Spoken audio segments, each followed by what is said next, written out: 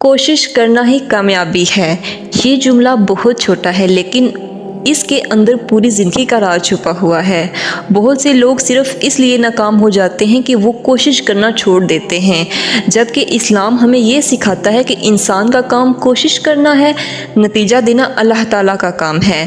اللہ تعالیٰ قرآن مجید میں فرماتے ہیں، اور انسان کے لیے وہی ہے جس کی اس نے کوشش کی۔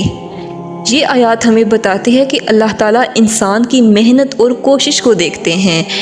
کوشش کرنے والا اللہ کو پسند ہے۔ رسول صلی اللہ علیہ وآلہ وسلم نے پوری زندگی محنت، صبر اور استقامت کا درس دیا۔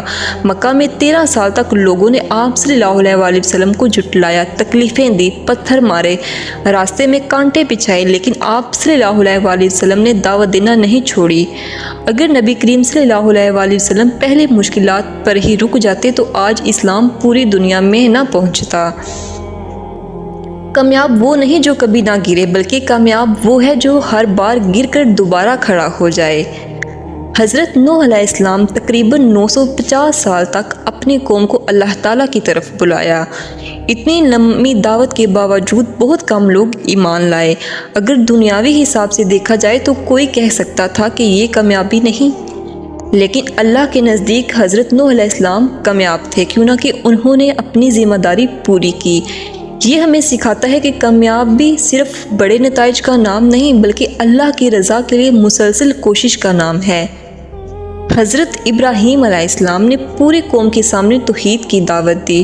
انہیں آگ میں ڈال دیا گیا، کیا انہوں نے حق چھوڑ دیا؟ نہیں، انہوں نے کوشش جاری رکھی۔ اللہ تعالیٰ نے آگ کو حکم دیا، اے آگ ابراہیم پر ٹھنڈی اور سلامتی والی ہو جا۔ اللہ اپنے سچے بندوں کی کوشش کبھی ضائع نہیں کرتا۔ حضرت یوسف علیہ السلام کو کنویں میں پھینکا گیا، غلام بنا کر بیچ دیا گیا، جیل میں ڈال دیا گیا۔ اگر وہ ہر مشکل پر ہار مان لیتے تو کبھی مصر کے وزیر نہ بنتے۔ انہوں نے ہر حال میں اللہ پر بھروسہ رکھا اور کوشش جاری رکھی۔ جب نبی کریم صلی اللہ علیہ وآلہ وسلم نے مکہ سے مدینہ ہجرت فرمائی تو راستے میں غار ثور میں چھپے۔ حضرت ابو بکر صدیق رضی اللہ تعالیٰ عنہ پریشان ہوئے۔ آپ صلی اللہ علیہ وآلہ وسلم نے فرمایا، غم نہ کرو، بے شک اللہ ہمارے ساتھ ہے۔ یہ ایمان بھی تھا اور کوشش بھی۔ غزوہ بدر میں مسلمان صرف 313 تھے، دشمن تقریباً 1000 تھے۔ ظاہری اسباب کم تھے لیکن کوشش پوری تھی۔ پھر اللہ نے فرشتے نازل فرمائے اور مسلمانوں کو فتح عطا فرمائی۔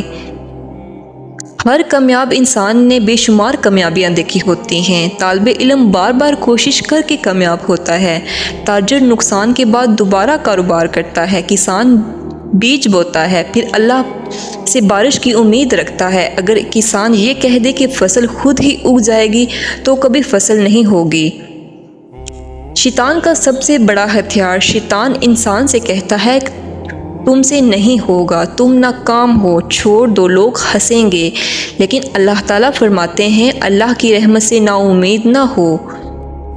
دعا اور کوشش دونوں ضروری ہیں، صرف دعا کافی نہیں، صرف محنت بھی کافی نہیں۔ اسلام سکھاتا ہے پہلے کوشش کرو پھر اللہ پر بھروسہ رکھو۔ رسول صلی اللہ علیہ وآلہ وسلم نے فرمایا، پہلے اونٹ کو باندھو پھر اللہ پر بھروسہ کرو۔ ناکامی کیا ہے؟ اصل ناکامی یہ نہیں کہ انسان گر جائے، اصل ناکامی یہ ہے کہ انسان دوبارہ اٹھنے سے انکار کر دے۔ جب تک انسان کوشش کرتا رہتا ہے وہ حقیقت میں ناکام نہیں ہوتا۔ بچہ کئی مرتبہ گرتا ہے پھر چلنا سیکھتا ہے، پرندہ بار بار ٹینکے لا کر گھونسلہ بناتا ہے، چونٹی بار بار دانہ اٹھاتی ہے، اگر گر جائے تو پھر اٹھا لیتی ہے۔ اگر ایک چھوٹی چونٹی ہمت نہیں ہارتی تو انسان کیوں ہار مانے؟ ہر دن ایک نئی کوشش کریں، نماز کبھی نہ چھوڑیں، قرآن سے تعلق مضبوط کریں، گناہوں سے توبہ کریں، اچھے لوگوں کی صحبت اختیار کریں، والدین کی خدمت کریں، صبر کو اپنا ساتھی بنائیں، دعا کو اپنی طاقت بنائیں، ناکامی سے سبق سیکھیں، کبھی مایوس نہ ہوں۔ کامیابی صرف منزل تک پہنچنے کا نام نہیں بلکہ منزل کی طرف چلتے رہنے کا نام ہے۔ اللہ تعالیٰ انسان کی نیت، اخلاص اور صبر کوشش کو دیکھتے ہیں۔ اگر آج آپ مشکل میں ہیں، بار بار ناکام ہو رہے ہیں، لوگ آپ کا مذاق اڑا رہے ہیں، تو ہمت نہ ہاریں۔